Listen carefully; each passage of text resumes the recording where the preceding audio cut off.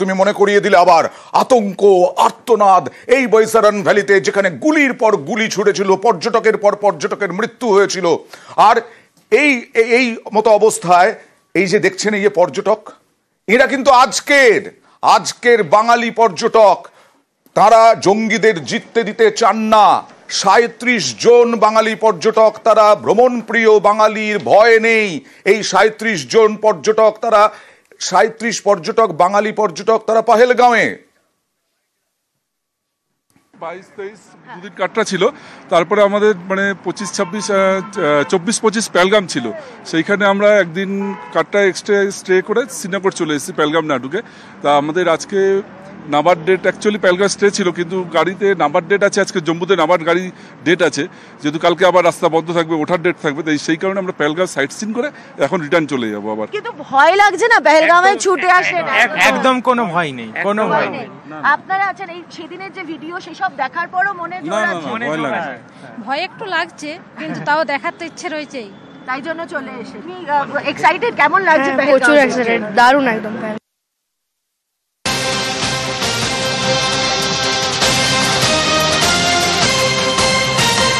হয়তো একটু লাগবেই, কারণ এই ছবি যখন উঠে এসেছিল তখন গোটা দেশ তোলপাড় হয়ে গিয়েছিল, গোটা বিশ্ব তোলপাড় হয়ে গিয়েছিল।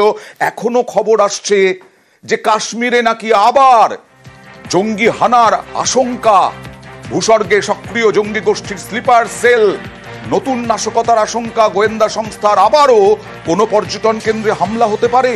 তাই কাশ্মীরে ৪৮টি পর্যটন স্থল বন্ধের ঘোষণা। কিছুক্ষণ আগে আমাদের প্রতিনিধি মৈত্রেয়ী ভট্টাচার্য বলছিলেন ৮৭টি পর্যটন স্থলের মধ্যে ৪৮টি সাময়িকভাবে বন্ধ। আমাদের প্রতিনিধি মৈত্রেয়ী ভট্টাচার্যর প্রতিবেদন।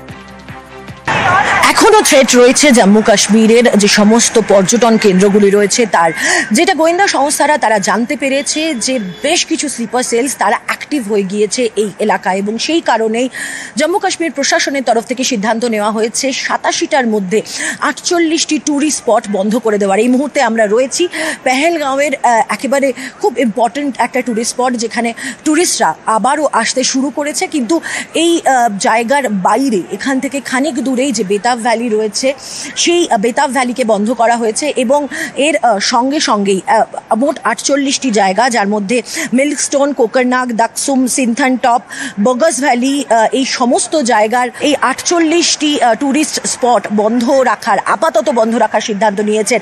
এর আগেও আমরা দেখেছি যে একাধিক হুমকি এসেছে রিটালিয়েশনের, জঙ্গি গোষ্ঠী লস্করে তৈবার তরফ থেকে রিটালিয়েশন করার, এবং আরও মারাত্মক রিটালিয়েশনের হুমকি এসেছে তাদের তরফ থেকে, এবং সেই পরিস্থিতিতে দাঁড়িয়েই আর কোনো ঝুঁকি নিতে রাজি নয় সেনাবাহিনী এবং বিভিন্ন যে সিকিউরিটি এজেন্সিস রয়েছে তারা, এবং সেই কারণেই আমাদেরকে যেটা জানানো হচ্ছে যে এই ৪৮টা ট্যুরিস্ট ডেস্টিনেশন আপাতত বন্ধ রাখা হচ্ছে, এবং সেখানে সমস্ত ট্যুরিস্টদের যাতায়াত বন্ধ রাখা হচ্ছে। পেহেলগাঁও থেকে ক্যামেরা পার্সন আপু পাঠকের সঙ্গে মৈত্রেয়ী ভট্টাচার্য, নিউজ ১৮ বাংলা।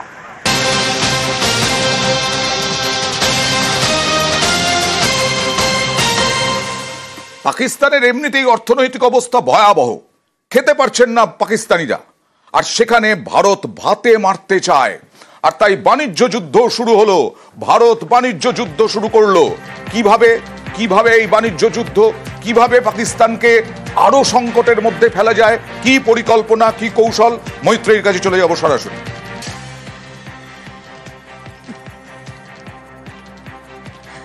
অয়ন, দেখো, ভারত এবং পাকিস্তানের মধ্যে বাণিজ্যিক সম্পর্ক সরাসরি খুব একটা না থাকলেও ভারত থেকে ভায়া হয়ে ইউএই বা শ্রীলঙ্কার মতো দেশ ঘুরে পাকিস্তানে বেশ কিছু রপ্তানি করা হয়, বেশ কিছু সামগ্রী, এবং ই কমার্স ইন্ডাস্ট্রিও যথেষ্ট ভালো চলে, এবং এই ইন্ডাস্ট্রির যে টার্নওভার সেটা প্রায় 10 বিলিয়ন ডলারের সেই ইন্ডাস্ট্রি। এবার সেই ইন্ডাস্ট্রিতেই বন্ধ করার সিদ্ধান্ত নিচ্ছে কমার্স মিনিস্ট্রি, এবং সেরকমটাই আমরা সরকারি সূত্রে জানতে পারছি যে ভারতের তরফ থেকে এবার এই যে ভায়া হয়ে যে ব্যবসা চলতো পাকিস্তানের সঙ্গে, এবার সেটাও বন্ধ করার সিদ্ধান্ত নেওয়া হচ্ছে। এর আগেই আমরা দেখেছি সিন্ধু চুক্তি একেবারে খারিজ করে দিয়েছে, সিন্ধু চুক্তিকে স্থগিত রেখেছে ভারত। এবার দু দেশের মধ্যে যাতে সরাসরি বাণিজ্য তো দূরস্থান, ঘুরপথেও বাণিজ্য, ভারত আমদানি বন্ধ করলে কিছু যায় আসবে না ভারতের, কিন্তু যায় আসবে পাকিস্তানের রপ্তানি বন্ধ করলে ভারত থেকে। এবার দেখুন ইউটিউব চ্যানেল, 16টা ইউটিউব চ্যানেল বন্ধ করে দিয়েছে, ব্যান করেছে ভারত। এবার প্রতিরক্ষা মন্ত্রী, পাকিস্তানের প্রতিরক্ষা মন্ত্রী খ্বাজা আসিফ, তার এক্স হ্যান্ডেল ব্যান করলো ভারত সরকার, কারণ ভুল খবর, ভারত বিদ্বেষী কথাবার্তা সমস্ত ছড়ানোর অভিযোগ। একাধিক পাক সাংবাদিকেরও X handle ban, ISPR ISI সহযোগী পাক সাংবাদিকদের ব্যান, তারাও ভুয়ো খবর ছড়াচ্ছে।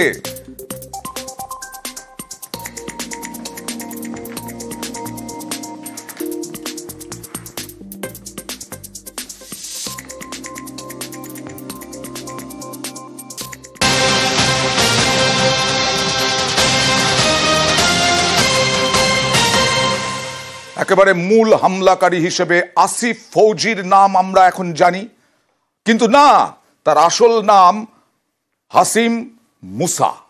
এবং সে কে এখনো পাকিস্তান বলবে তাদের এই হামলার সঙ্গে কোনো যোগ নেই।